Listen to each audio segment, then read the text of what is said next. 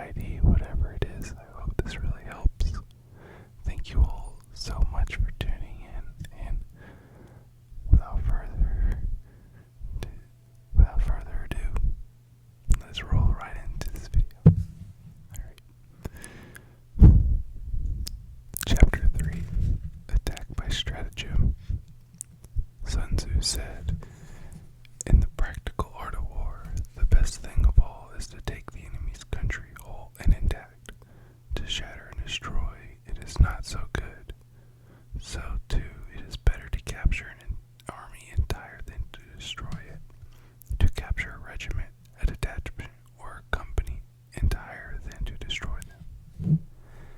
Hence, divide and conquer in all your battles is not supreme excellence. Supreme excellence consists in breaking the enemy's resistance without fighting. Thus, the highest form of generalship is to balk the enemy's plans. The next best is to prevent the junction of the enemy's forces. The next in order is to attack the enemy's army in the field. And the worst policy of all is to besiege walled cities. The rule is not to besiege walled cities if it can possibly be avoided. The preparation of mantles, movable shelters, and various implements of war will take up 3 whole months, and the piling up of mounds over against the walls will take 3 months more. The general, unable to control his irritation, will launch his men to the assault like swarming ants, with the result that 1/3 of his men are slain, while the town still remains untaken. Such are the disastrous effects of a siege."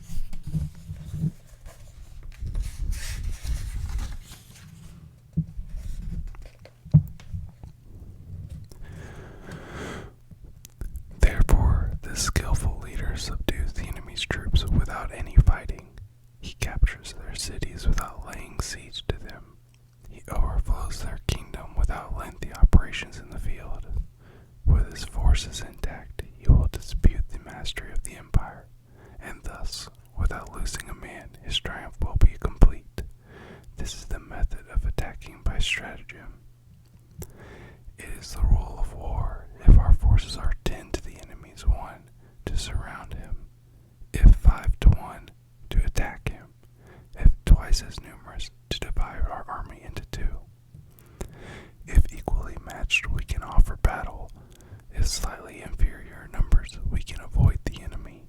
If quite unequal in every way, we can flee from him. Hence, through an obstinate fight may be made by a small force.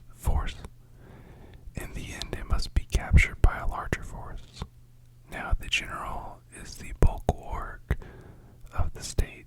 If the bulwark is complete at all points, the state will be strong. If the bulwark is defective, the state will be weak. There are 3 ways in which a ruler can bring misfortune upon his enemy. 1. By commanding the army to advance or to retreat, being ignorant to the fact that it cannot obey. This is called hobbling the army. By attempting to govern an army in this Number 2, by attempting to govern an army in the same way as he administers a kingdom, being ignorant of the conditions which obtain in an army. This causes restlessness in the soldiers' minds. 3. By employing the officers of his army without discrimination, through ignorance of the military principle of adaptation to circumstances, thus shakes the confidence of the soldiers. But when the army is restless and distrustful, trouble is sure to come from the other feudal princes. This is simply bringing anarchy into the army and flinging victory away. Thus we may know that there are 5 essentials for victory. 1. He will win who knows when to fight and when not to fight. 2. He will win who knows how to handle both superior and inferior forces.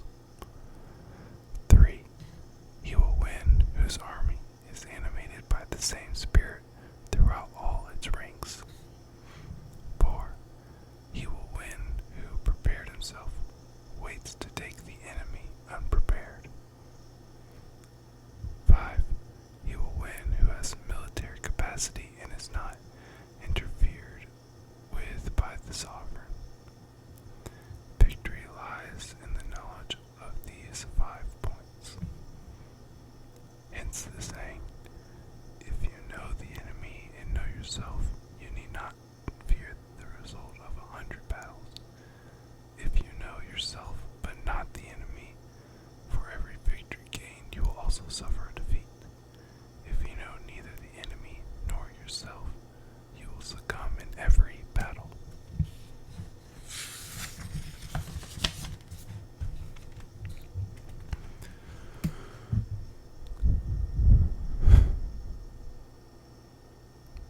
Chapter 4. Tactical Dispositions. Sun Tzu said, "The good fighters of old first put themselves beyond the possibility of defeat, and then waited for an opportunity of defeating the enemy. To secure ourselves against defeat lies in our own hands, but the opportunity of defeating the enemy is provided by the enemy himself. Thus, the good fighter is able to secure himself against defeat, but cannot make certain of defeating the enemy. Hence the saying, one may know how to conquer without being able to do it. Security against defeat implies defensive tactics. Ability to defeat the enemy means taking the offensive. Standing on the defensive indicates insufficient strength, attacking, and superabundance of strength. The general who is skilled in defense hides in the most secret recesses of earth.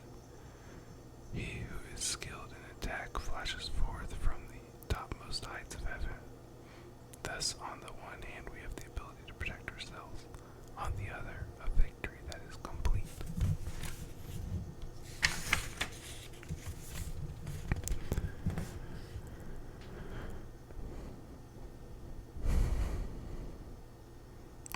To see victory only when it is within the ken of common herd is not the acme of excellence. Neither is it the acme of excellence if you fight and conquer and a whole empire says, "Well done." To lift an autumn hair is no sign of great strength. To see sun and moon is no sign of sharp sight. To hear the noise of thunder is no sign of quick ear. What the ancients called a clever fighter is one who not only wins but excels in winning with ease.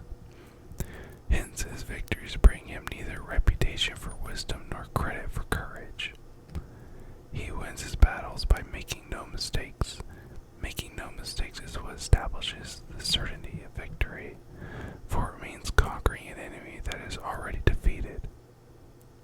Hence, the skillful fighter puts himself into a position which makes defeat impossible, and does not miss the moment for defeating the enemy. Thus it is that in war the victorious strategist only seeks battle after the victory has been won, whereas he who is destined to defeat first fights and afterwards looks for victory. The consummate leader cultivates the moral law and strictly adheres to method and discipline. Thus it is in his power to control success. In respect of military method, we have firstly measurement, secondly estimation of quantity, thirdly calculation, fourthly balancing of chances, fifthly victory. Measurement owes its existence to earth, estimation of quantity to measurement, calculation to estimation of quantity, balance of chances to calculation, and victory to balancing of chances. A victorious army opposed to a routed one is as a pound's weight placed in the scale against a single grain. The onrush of a conquering force is like the bursting of pent-up waters into a chasm 1,000 fathoms deep. So much for tactical dispositions.